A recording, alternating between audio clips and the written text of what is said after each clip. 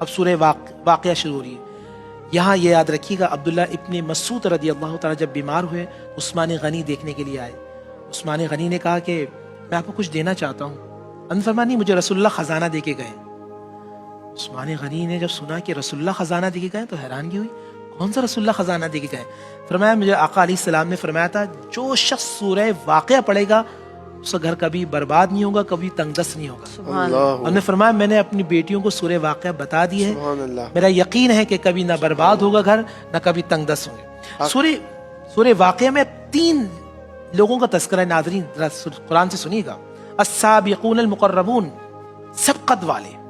ایک ہے اصحاب المیمنہ, اہل سعادت. ایک ہے اصحاب المشأمہ, جو بد نصیب ہے. اب ہمیں یہ دیکھنا ہے کہ ہم نیکی میں بڑھنے والے ہیں, نیکی کی طرف رغبت کرنے والے ہیں, نیکی کی طرف اگر دوڑنے والے ہیں تو پھر ہم السابق المقربون میں شامل ہو سکتے ہیں.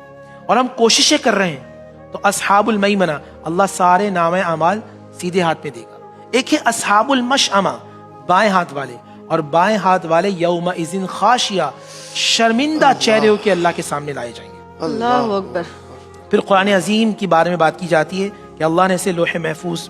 اب سورہ حدید شروع ہو رہی ہے. ناظرین قربان جاؤں میں قرآن پر, میں آپ سے سوال کرتا ہوں اور آپ سے سوال کرتا ہوں. جہاز میں لوہا استعمال ہوتا ہے, گاڑیوں میں لوہا استعمال ہوتا ہے. آپ نے مائک پکڑا اس میں لوہا استعمال ہوتا ہے. آپ نے موبائل استعمال کیا اس میں ہوتا ہے.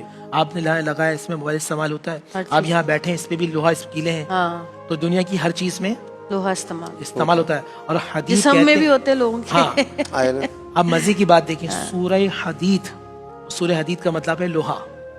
اللہ نے پوری قرآن میں ایک سورت نازل کی کہ آئندہ آنے والے زمانوں میں جو تم ترقی کرو گے وہ لوہے سے کرو گے. اللہ نے قرآن میں لوہے کی حوالے سے پوری ایک سورت نازل کر دی. سمجھنے کے لیے آپ دیکھیں اللہ نے میرے نبی علیہ السلام صدقے سے ہر چیز میں عطا فرمائی. پھر سورہ حدید اسٹارٹ ہوتی ہے. پھر انفاق فی سبیل اللہ, یعنی اللہ کی راہ میں خرچ کرنے کی ترغیب دی جا رہی ہے. پھر صحابہ کی ترتیب بیان کی جا رہی ہے.